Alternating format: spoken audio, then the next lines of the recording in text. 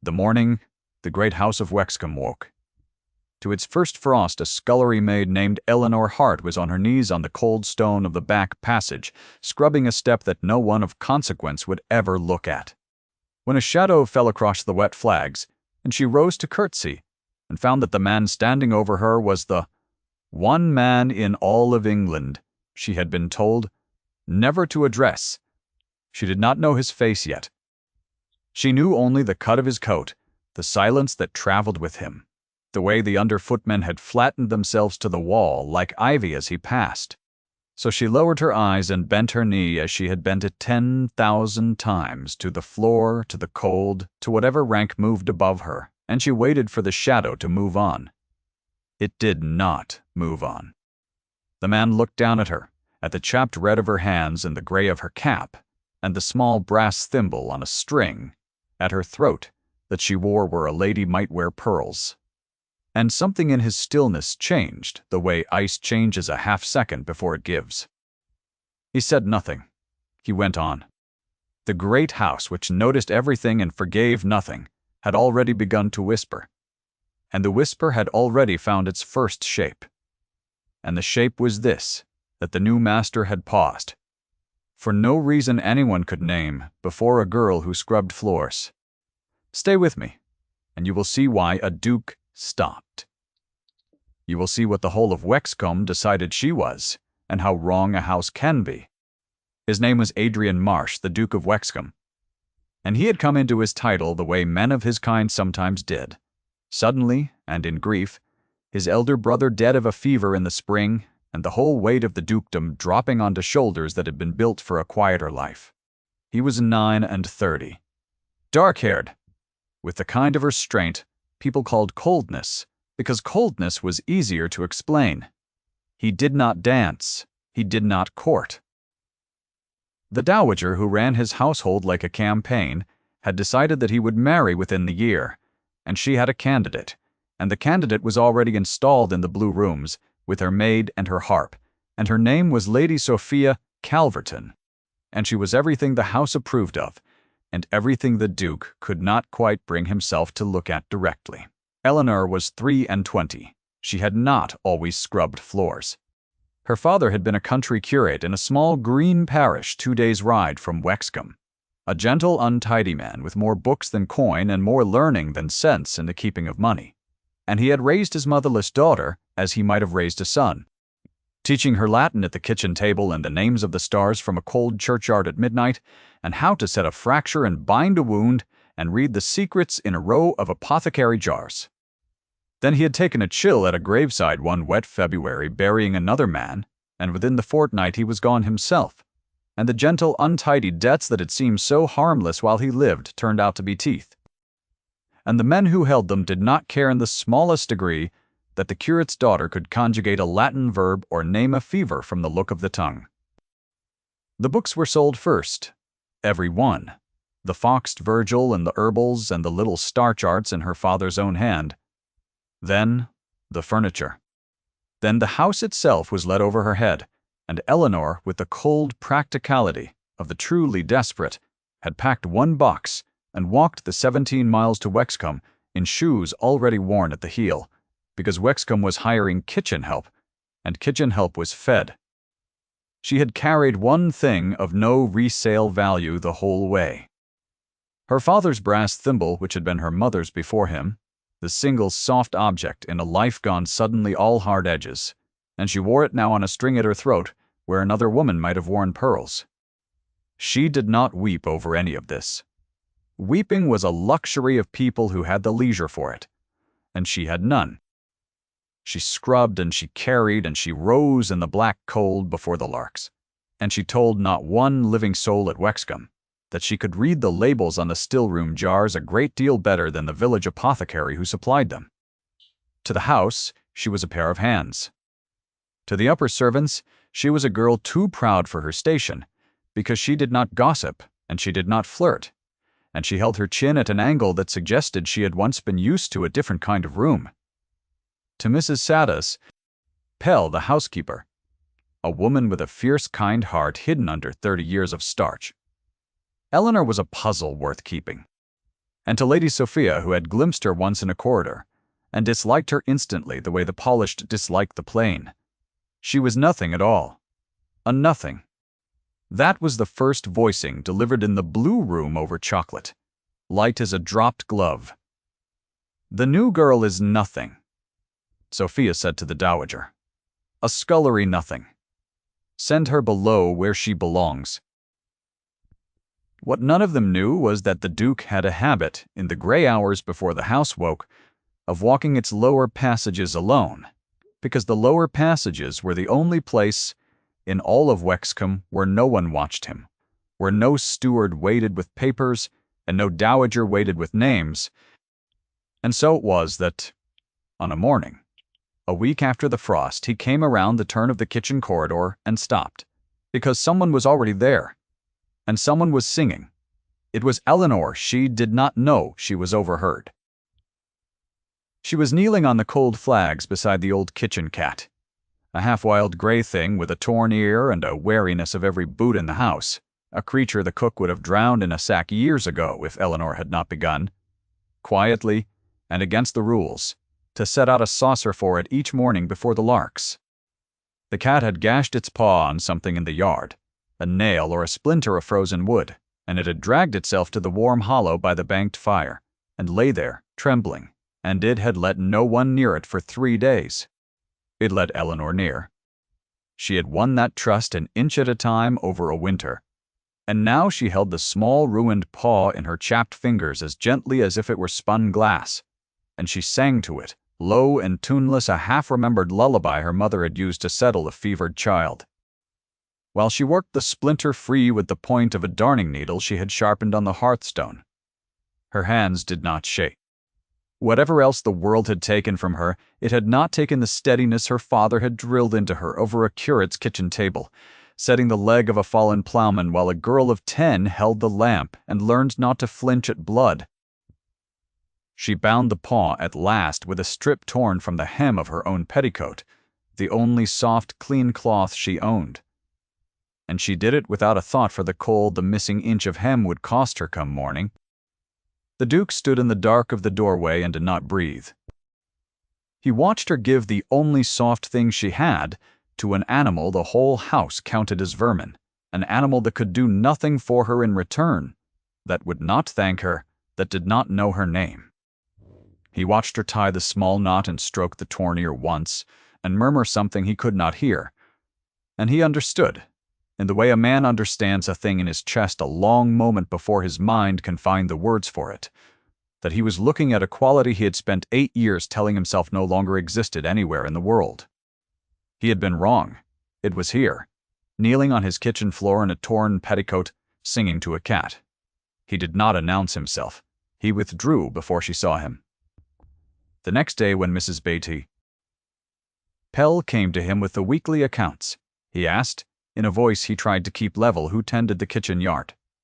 And Mrs. Pell, who missed nothing, told him the girl's name was Hart, and that she had come from a curate's house, that she could read, and the Duke said only, "See that she is not worked past her strength," and turned back to his papers as though the matter were closed. It was not closed. Something had been opened in him that morning that would not shut, and he was too honest a man to pretend otherwise, even as he was too guarded a man to name it.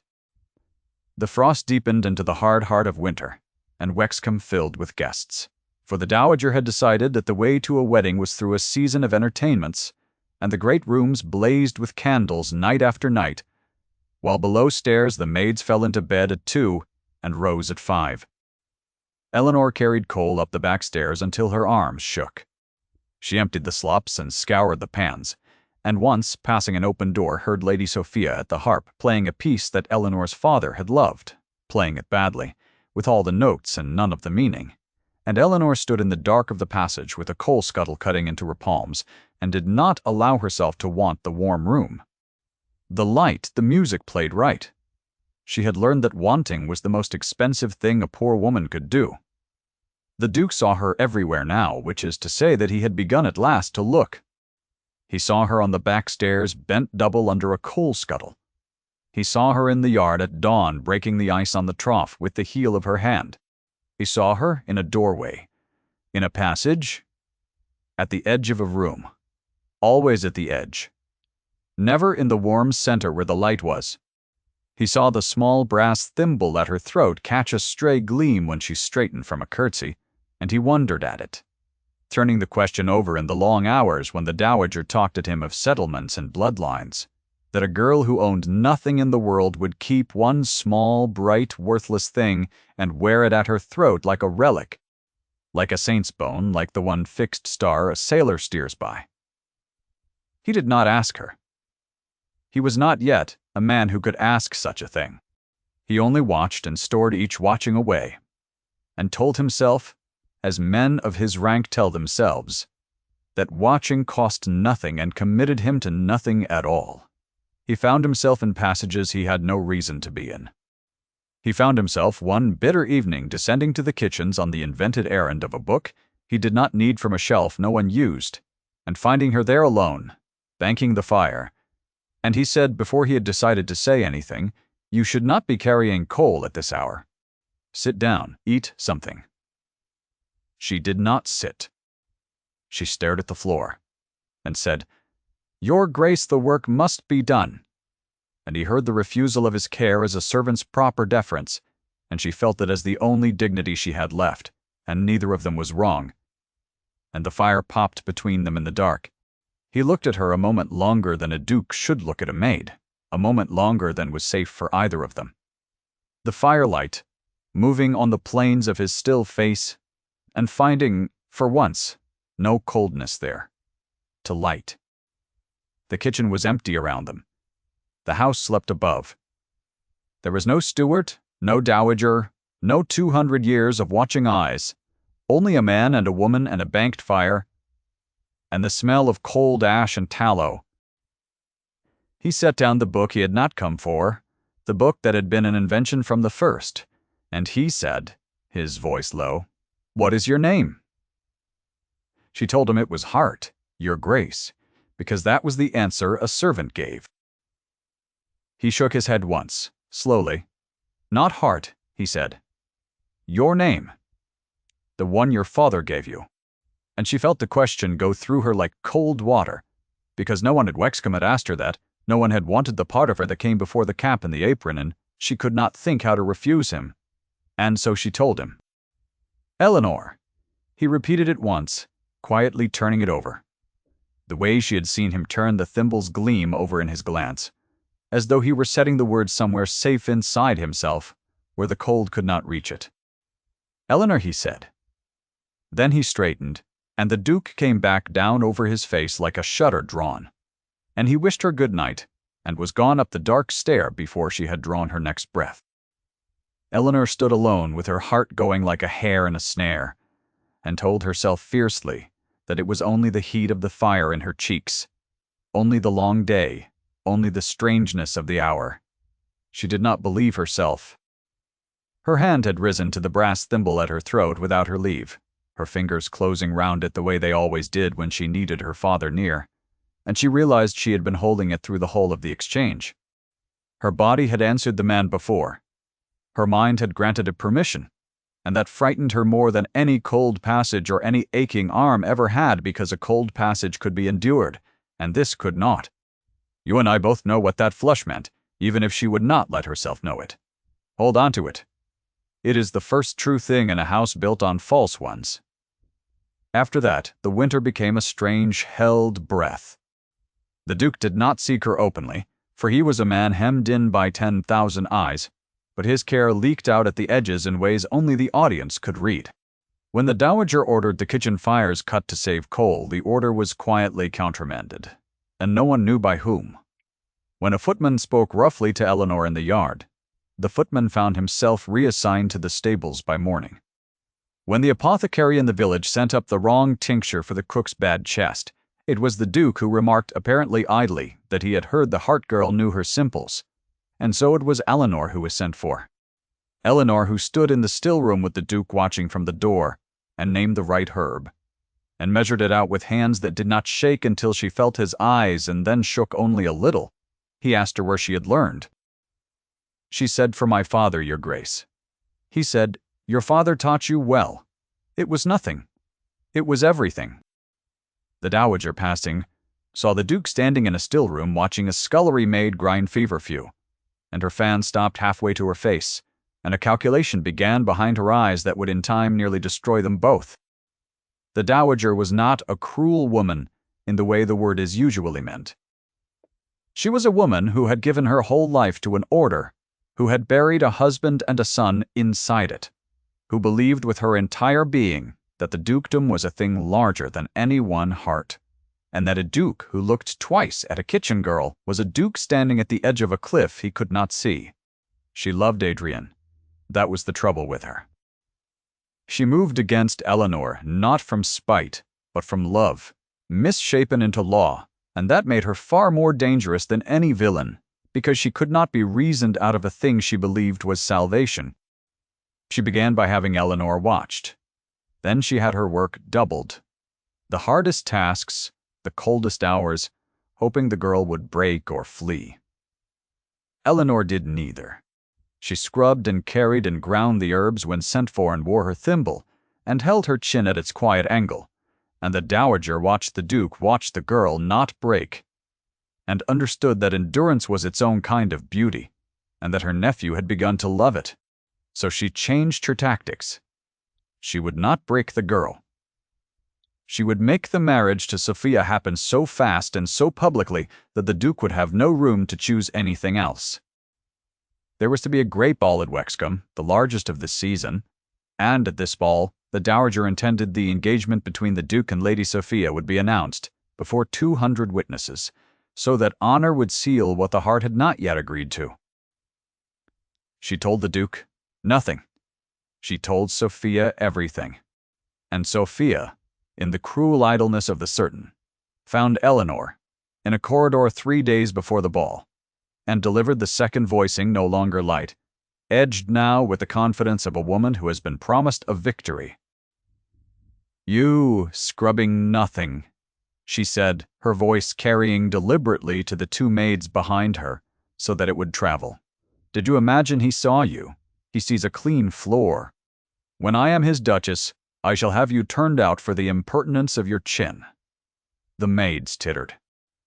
Eleanor curtsied, because curtsying was armor, and said nothing, and went on down the passage with the words sitting in her like swallowed stones, and she told herself they did not matter because they were true. He sees a clean floor. Of course he did. What else could a duke see?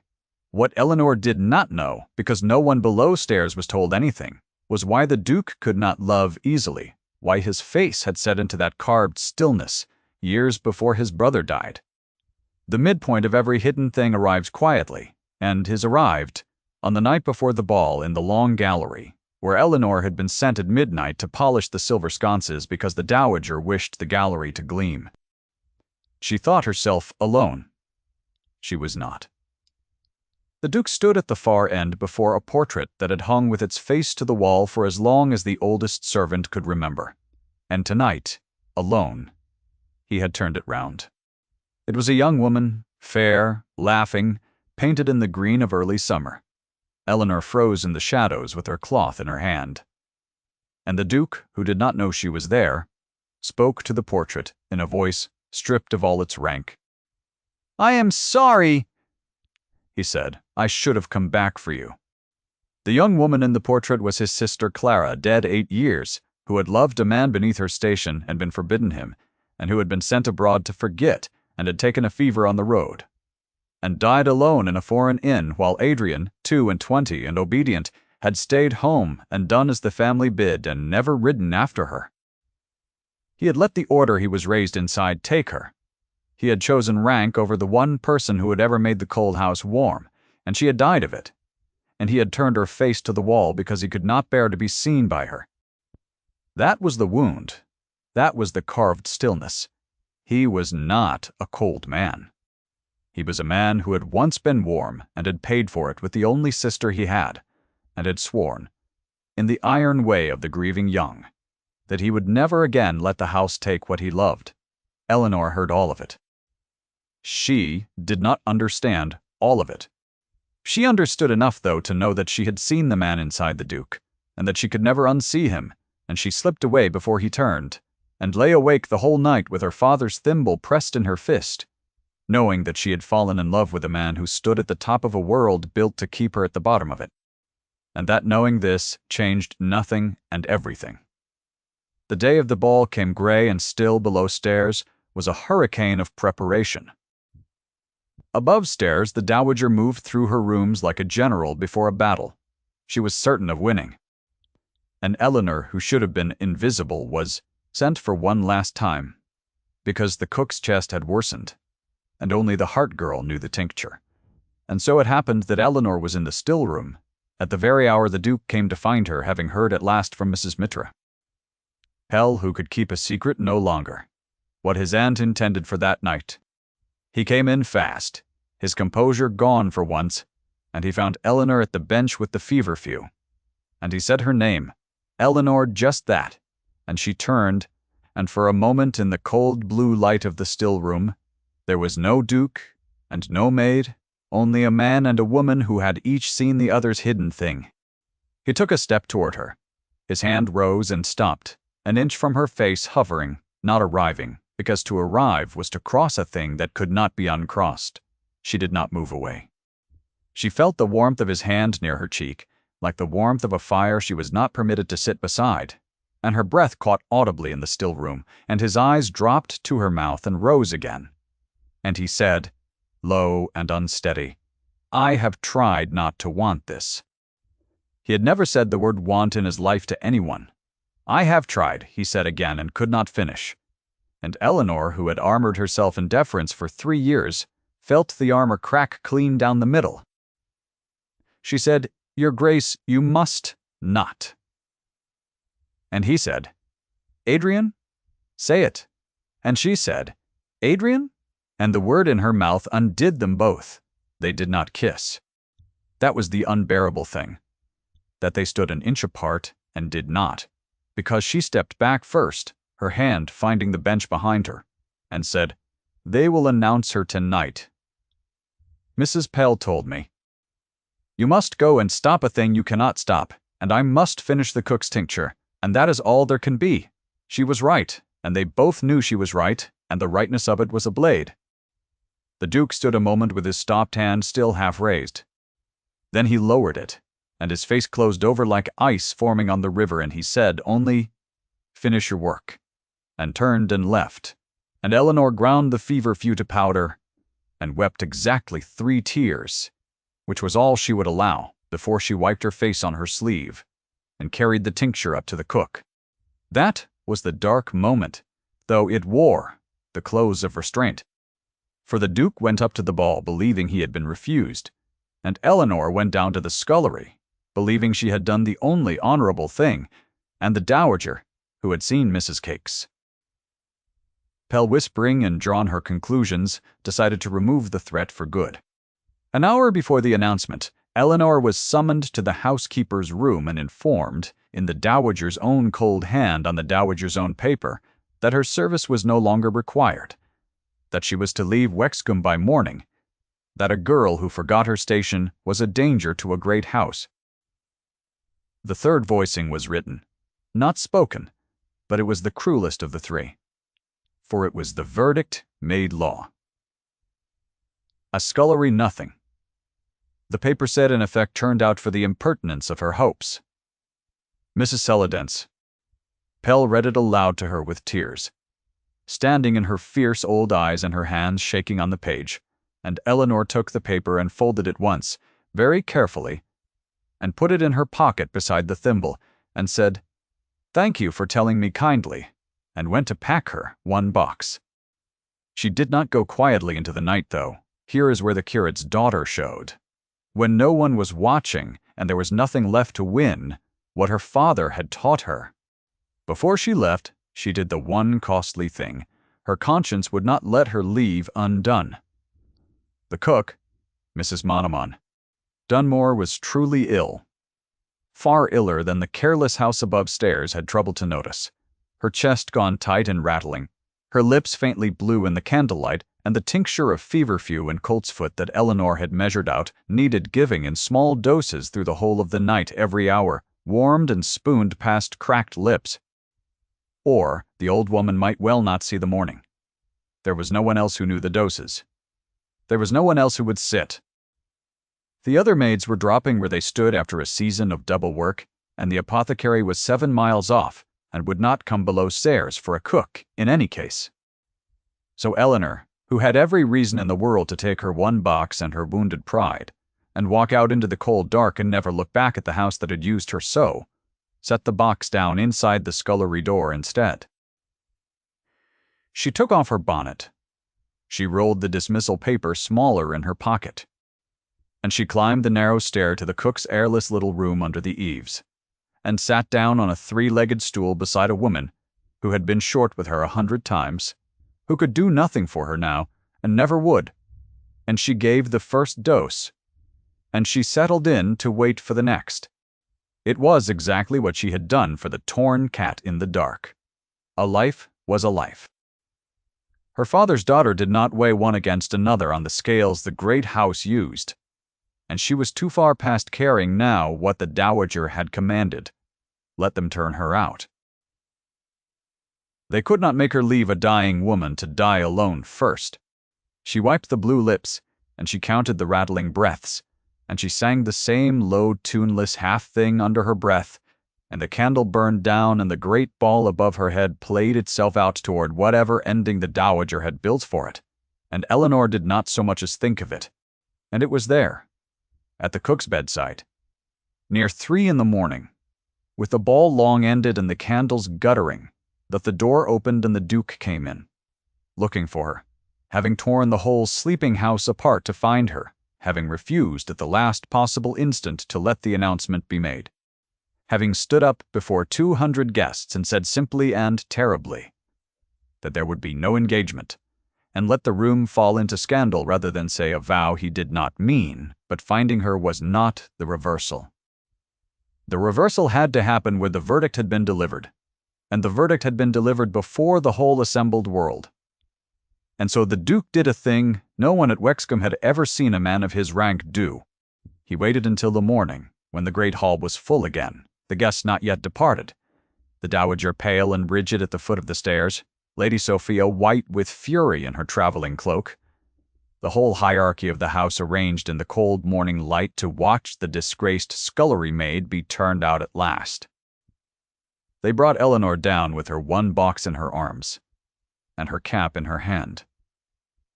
The dowager lifted her chin to pronounce the sentence, and the Duke crossed the marble hall, past his aunt, past the rival, past 200 years of his family's certainty, before the entire assembled house, before the dowager and the rival and the gaping crowd. The Duke of Wexcombe went down on one knee on the cold stone before a scullery maid. The hall made a sound like a held breath, released all at once, a single soft collapse of 200 indrawn breaths. Eleanor's box slipped in her arms, and a footman darted forward and caught it before it struck the marble. She did not notice. She stood frozen at the foot of the great staircase, her cap crushed in one hand, staring down at the dark bowed head before her, at the man the whole county bowed to, kneeling on the cold stone floor she had scrubbed on her own knees 100 times in the gray hours before dawn, in the exact posture she had given the world 10,000 times, and not once, in all her life, received from anyone. A lady near the front pressed a gloved hand to her mouth. A footman against the wall forgot himself entirely and stared. The morning light came level through the tall east windows, and lay across the marble, and across the kneeling Duke, and for a moment the whole proud machinery of Wexcombe, the dowager and the rival, and the ranked and watching guests, simply stopped, every wheel of it the way a clock stops when a hand is laid flat against the pendulum. He looked up at her from the floor. His face was open. The carved stillness was gone from it, burned clean away, and what was left was only a man asking. The whole room hung on the silence, the way the room had once hung on his every word and his every withholding, and the silence stretched and held, and then he said the words. Once, level and clear and irrevocable, 12 of them and not one more. Marry me, Eleanor Hart. I will not lose another one." The dowager's hand went to the banister and missed it. Lady Sophia made a small broken sound and turned her face away. And the crowd, the same crowd that had decided Eleanor was nothing, began to understand what it was looking at, and the understanding moved through them, like warmth, through frozen ground, slow and then sudden, until somewhere near the back, an old groom who had loved the Duke's dead sister began, quietly, to weep. Eleanor looked down at the man kneeling before her and understood that the thing he could not finish in the still room he had now finished. Before the world that he had chosen in the same arena where his family had always made him choose rank to choose a person instead. And that he had said another one, because of Clara, because he would not stand by a second time and let the house take what he loved. She did not gloat. She did not look at the dowager or the rival at all. She put out her chapped red hand, the hand that had carried the coal and bound the cat and ground the feverfew through the night, and she set it in his, and she said, "Yes." And the great house of Wexcombe came down off its high cold shelf and was, for the first time in a long age, simply a home with two people in it, choosing each other. The dowager left for the dower house within the month, and it must be said that she was not destroyed, only displaced. And that on her last morning she stopped before Eleanor in the hall and looked at her a long time, and said stiffly, "My nephew's sister had your spine, and I broke against it once, and lived to regret it." She did not say sorry. Women of her age and order did not.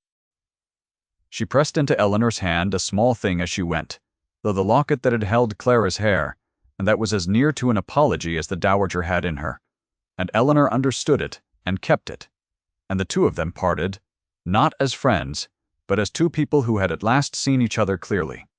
Lady Sophia married a viscount by spring, and was by all accounts exactly as happy as she had ever intended to be. The cook recovered.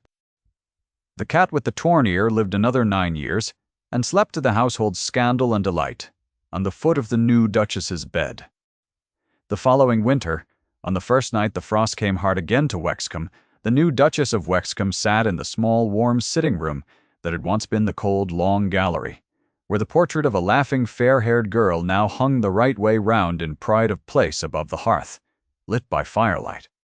Her face turned out at last toward the warm room. The fire crackled. Snow had begun to fall past the dark windows. Soft and steady, settling on the stone sills of the great house she had once scrubbed on her knees. Adrian sat across from her with a book he was not reading, watching her the way he had watched her in a doorway a year before, except that now he was permitted, now there was no shadow to withdraw into, now the watching was a thing she could turn and meet. On the small table between them, beside the locket of Clara's hair, lay her father's brass thimble, set out where a lady might set out pearls, catching the firelight bright and small and saved. She picked it up and turned it in her fingers. She thought of a curate who had taught his daughter the names of the stars, and left her nothing but this, and the strength to keep it. She thought of 17 miles, walked in worn shoes. She thought of all the floors and all the curtsies given to men who never looked down, and of the one man who had looked down, and then knelt outside. The snow came on. The room was warm, the thimble shone in her hand. She had curtsied to no duke. Once in the cold of a back passage, certain the shadow would move on. It had not moved on. It had knelt, and the long winter of being unseen was over. Thank you for staying to the end of Eleanor's story. If it warmed you on a cold evening, leave a word below, and tell me the moment you felt the frost begin to lift.